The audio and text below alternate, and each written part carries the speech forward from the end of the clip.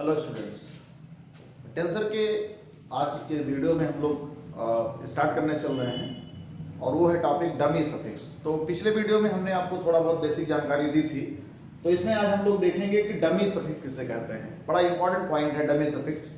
तो देखिए, डेफिनेशन बस एक लाइन की है कि कोई भी सफिक्स अगर किसी भी टर्म में रिपीट हुआ हो, वैसे तो बेसिकली मान के चलिए कि once in the upper position and once in the lower position, एक बार कंट्रावेलेंट और एक बार कोवेलेंट के तौर पे रिपीट होता है। लेकिन ये हम लोग नहीं कह सकते हैं कि 100% ऐसा होगा। कभी कभी जो है कंट्रावेलेंट या कोवेलेंट में भी रिपीट हो सकता है। तो ऐसे सफिक्स को बोलते हैं डमी सफिक्स। और खास बात यह है कि जो डमी सफिक्स होता है वो चूंकि रिपीट होता है, आपको कल बताया गया था आइंस्टीन सम्मेशन कन्वेंशन कि कोई सफिक्स अगर रिपीट होता है तो वो हमेशा सम्मेशन इंप्लाई करता है। तो इसलिए जाने रहिए कि डमी सफिक्स के ओवर हमेशा सम्मेशन होता है। तो यहां डमी सफिक्स की डेफिनेशन बस केवल यही इतनी है, एक लाइन की डेफिनेशन है कि a suffix which occurs repeated in a term, repeated in a term, किसी टर्म में जो रिपीट हुआ। अब यहां लिखने की जरूरत नहीं है आइदर है सुपरस्क्रिप्ट और सबस्क्रिप्ट, इसी को कहते हैं इज कॉल्ड डमी सफिक्स। इसी को बोलते हैं डमी सफिक्स। देखिए, खास बात यह है कि डमी सफिक्स को आप किसी भी सफिक्स से चेंज कर सकते हैं। बस जिस सफिक्स से आप चेंज कर रहे हो वो सफिक्स उस टर्म में कहीं यूज ना हुआ हो, नहीं तो उस पर इफेक्ट पड़ जाएगा। तो यहां पर जाने रहे कि a suffix which occurs repeated in term called dummy suffix, और आगे कहेंगे इट ऑलवेज इंप्लाइज सम्मेशन। ये हमेशा सम्मेशन को इंप्लाई करता है। जो डमी सफिक्स होता है वो हमेशा सम्मेशन इंप्लाई करता है, ऑलवेज इंप्लाइज सम्मेशन, और जो कि वैरी करेगा, वैरीज फ्रॉम, ये वैरी करता है 1 to n, माने कि सेम स्टेटमेंट इसके लिए भी रहेगा। लेकिन यह है कि कभी कभी आपको कंडीशन दे दी जाती है कि नहीं, आपको वेरिएशन केवल यहीं तक देखना है। तो हमने यहां लिख दिया कि अनलेस अदरवाइज स्टेटेड, इसका मतलब होता है कि कोई कंडीशन आपको ना दी गई हो। एक लाइन यहां पर और है कि डमी सफिक्स, डमी सफिक्स को किसी भी सफिक्स से आप चेंज कर सकते हैं। Dummy suffix can be changed. अब इसके बारे में पहले हम लोग समझ लेते हैं, फिर मैं आपको इस पर कुछ बताता हूं example. Can be changed by any suffix. आप किसी भी सफिक्स इसको चेंज तो कर सकते हैं, लेकिन बस जिससे आप चेंज करने चल रहे हैं वो यूज ना हो। Dummy suffix can be change by any suffix not used in that term. बस वो उस टर्म में कहीं यूज ना हुआ हो, केवल यही इतनी यहां पर कंडीशन होती है। अब एग्जांपल की बात करते हैं। जैसे हमने लिख दिया कि द सफिक्स, अभी मैं एक केवल सफिक्स का आपको बता रहा हूं। जैसे मान लो कि हमने यहां पर लिख दिया ए आई जे और यहां पे मैंने लिखा एक्स आई। तो देखो, इस टर्म में ये सफिक्स रिपीट हुआ है। कौन सा सफिक्स है? आई। आप जानते हैं आई डमी सफिक्स है, और आइंस्टीन कहते हैं कि अगर सफिक्स रिपीट हुआ है तो उसके ऊपर सम्मेशन है। तो दोनों बात एक ही है। The suffix I in the term, in the term, या इन टर्म क्यों लिख देते हैं, इन टर्म, इस टर्म में जो है the suffix I in the term is dummy. ये सफिक्स क्या है? ये डमी है। ये डमी क्यों है? क्योंकि ये रिपीट हुआ है। अब यहां पे खास बात ये है, देखिए समझिए, हमने ये बताया कि ये किसी भी सफिक्स से चेंज किया जा सकता है। इसका ये मतलब हो गया कि जैसे लिखा हुआ है ए आई जे एक्स आई लिखा है, अगर इसको आप आई को चेंज कर दें, मान लो आपने यहां लिखा ए के जे एक्स के, तो कोई अंतर नहीं आएगा। इसमें भी सिग्मा के equal to 1 to n vary करेगा, यहां भी i equal to 1 to n vary करेगा। अगर आप इसको चेंज करके a alpha j x alpha लिख देंगे और आप इसको एक्सपैंड करिए, सेम रिजल्ट आता है। तो बस डमी सफिक्स का केवल इतना ही यहां पर मतलब है और कुछ खास नहीं। तो डमी सफिक्स इंपॉर्टेंट है, समझ में आना चाहिए कि हाँ, इसको हम लोग कैसे चेंज करते हैं। अब देखिए, ये सब छोटे छोटे देखिए बेसिक डेफिनेशंस बहुत ही काम की हैं। अगर आपको ये समझ में आ जाएगा सब तो आगे आपके लिए काफी इजी हो जाएगा।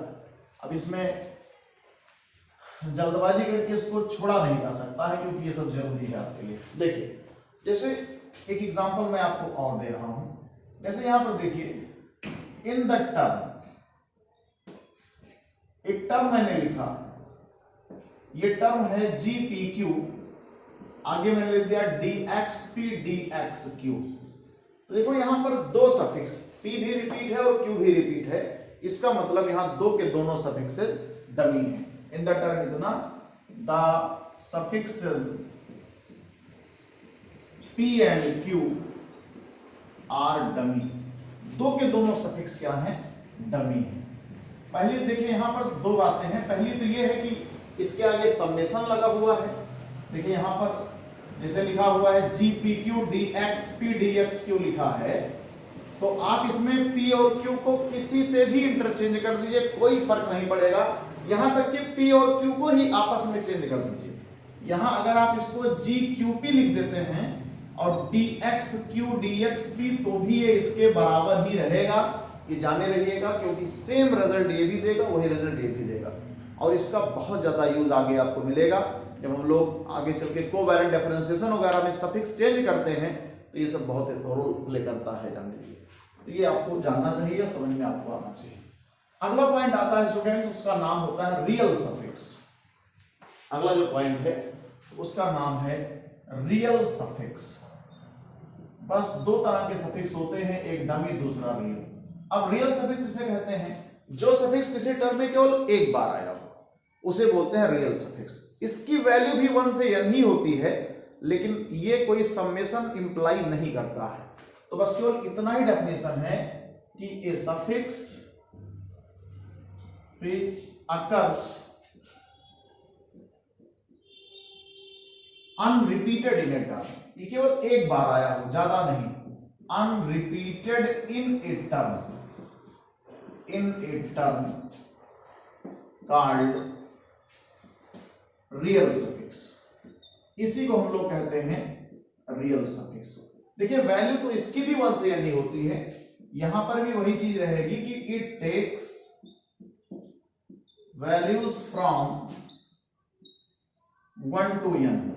नहीं तो इसके लिए कंडीशन आपको दे देगा, कंडीशन आपको दे देगा कि हाँ इसका मान आपको कहां से कितना लेना है।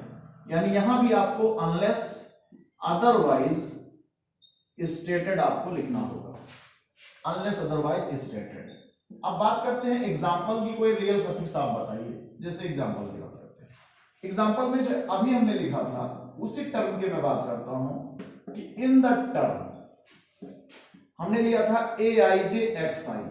अब इसमें जो सफिक्स आपका जे है वो क्या कौन सफिक्स है, real suffix. In the term इतना द सफिक्स जो यहां पर जे है वो कैसा सफिक्स है, इज रियल। और इस सफिक्स को हम किसी भी सफिक्स से चेंज नहीं कर सकते हैं, ये यहां पर खास बात है। तो हम लोगों ने इसमें दो हेडिंग पढ़ा, एक का नाम था रियल सफिक्स और दूसरा है डमी सफिक्स। देखिए ज्यादा तो यूज होना है डमी सफिक्स का ही, रियल सफिक्स का उतना ज्यादा रोल नहीं प्ले होगा, लेकिन यह है कि आखिर में आपको रियल और डमी दोनों मिलना तो है, मिलेगा आपको दोनों सफिक्स हर हाल में।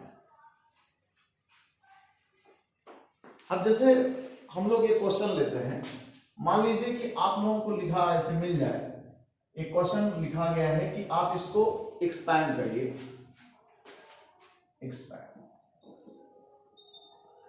अब किसको एक्सपैंड करना है, यहां पर लिखा हुआ है जी पी क्यू और सपोज दैट यही लिखा हुआ है डी एक्स पी और डी एक्स क्यू लिखा हुआ है और आगे यहां पे कुछ नहीं, बस क्यों लिख दिया है इसको एक्सपैंड करो, या लिख देता है कि इसको फुल फॉर्म में लिखो, राइट इन फुल फॉर्म, ऐसे बोल सकता है।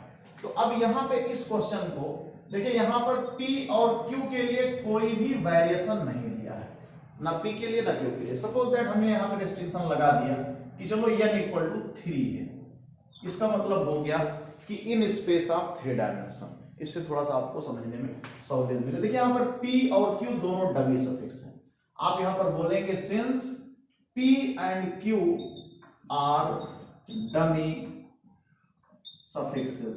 और अभी आपको यही बताया गया कि P और Q डमी है, तो इसका मतलब उनके ओवर समेशन है। कहा जाएगा so there is summation over P and Q। तो P और Q दोनों के ओवर समेशन होगा। और इसका ये मतलब हो गया कि जो लिखा है GPQ DXP DXQ लिखा है, पहले तो बच्चों यहां पर 2 सिग्मा लग जाएगा। एक सिग्मा में आपका वेरिएशन हो जाएगा P इक्वल टू 1 2 3 और अगले का भी Q इक्वल टू 1 2 3। यहां पे लिख उठा GPQ DXP DXQ। अब आप जानते हैं, देखो इसको हम लोग अगर इसको एक्सपैंड करते हैं तो सिग्मा P इक्वल टू, चलो हमने 1 2 3 को पहले रोक दिया और Q इक्वल टू 1 2 3 हम अप्लाई कर रहे हैं। तो Q पहले 1 रखेंगे तो ये हो जाएगा GP1 और DXP और DX1 हो जाएगा। अब क्या होगा GP2, देखो Q को हमें 2 रखना है, DXP और DX2 हो जाएगा।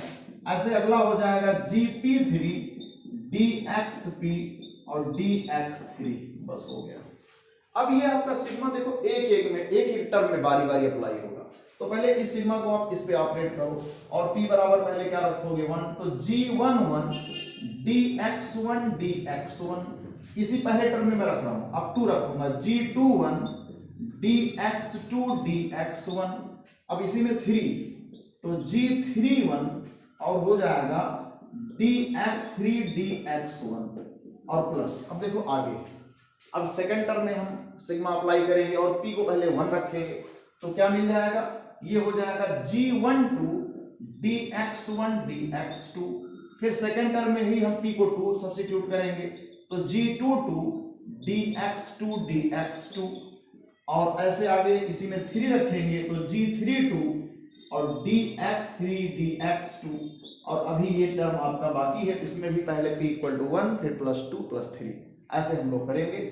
तो डमी और रियल सफिक्स के बारे में इतना ही है, तो इसको आप लोग देखिए समझिए, बाकी हम लोग आगे मिलते हैं। बहुत बहुत धन्यवाद।